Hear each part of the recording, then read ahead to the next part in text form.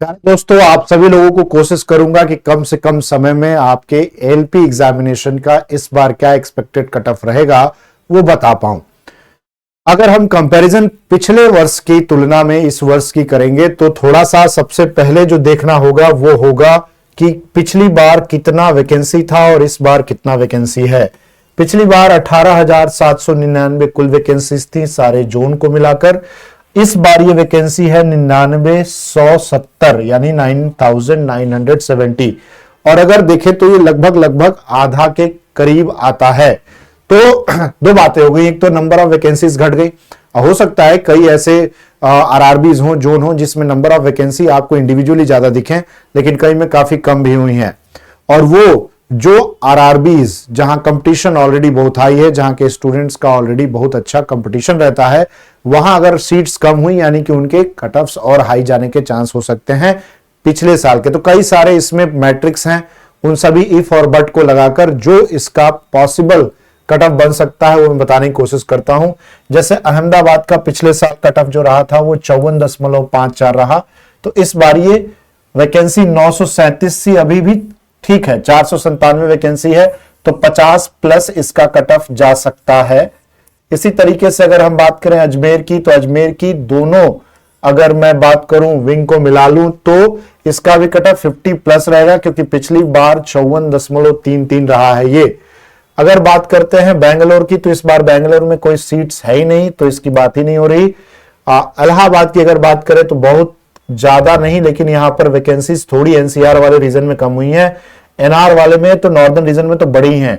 तो 59.58 था, तो करीब 50 प्लस यानी 55 के अप्रॉक्स इसका कट ऑफ जाना चाहिए आउट ऑफ 75। भोपाल में 101 वैकेंसी थी, 45.53 कट ऑफ था। इस बार 50 प्लस से कम की उम्मीद नहीं रहती यहां। साथ ही साथ अगर हम बात करें इसके दूसरे वाले जोन में, तो यहां भी 50 प्लस का ही कट ऑफ होने का चांसेस है। भुवनेश्वर एक ऐसा रीजन है जहां पर कट ऑफ का हाई होने का चांस है, 55 प्लस कट ऑफ जाएगा। 930 तब भी वैकेंसी थी, 928 अब भी है, क्योंकि बाकी जोनों में कम हुई है, यहां पर उतनी ही रही, तो ज्यादा लोग यहां टारगेट करने की कोशिश करेंगे, तो ये कट ऑफ इसका हाई जाएगा। बिलासपुर में 50 प्लस कट ऑफ रहेगा, चंडीगढ़ में भी 50 प्लस कट ऑफ रहेगा, 45 प्लस रहेगा चेन्नई में, क्योंकि नंबर ऑफ वैकेंसीज अप्रोक्सीमेटली उतनी है। इसके सारे बहुत सारे फैक्टर हैं, क्योंकि बहुत सारे बच्चे जो हैं उस रीजन में अब यहां से मूव नहीं कर रहे हैं नॉर्दर्न इंडिया से, तो ये भी एक रीजन है। पर इसका 45 प्लस कट ऑफ यानी अप्रॉक्स 50 के अराउंड रहने की उम्मीद है। साथ ही साथ अगर हम बात करते हैं गुवाहाटी की, तो इसमें भी 50 प्लस। जम्मू एंड कश्मीर की, जम्मू और श्रीनगर की बात करें तो 45 प्लस। वैकेंसी काफी कम हो गई है, इसलिए काफी कम ही लोग इसको, रीजनल लोग ही शायद इसे अप्लाई करें।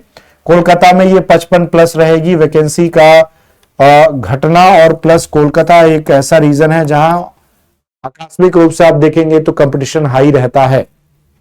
इसी तरीके से आगे चलते हुए मालदा में 50 प्लस होने के चांसेस है, 50-55 के बीच में कट ऑफ जाएगा, ऊपर भी थोड़ा हो सकता है। बात करें अगर मुंबई की, तो यहां कट ऑफ 55 प्लस ही रहेगा। मुजफ्फरपुर, पटना, ये कुछ ऐसे एरिया है जहां मुझे लगता है कि इसमें 60 प्लस कट ऑफ होने के चांस रहेंगे। रांची में चूंकि इस बार वैकेंसी अच्छी खासी है, तो बिहार, झारखंड, उत्तर प्रदेश के कई सारे बच्चे स्कोर इसकी ओर रुख करेंगे, और इसके वजह से इसका कट ऑफ हाई होने का चांस है। 55 प्लस मेरे हिसाब से रहेगा।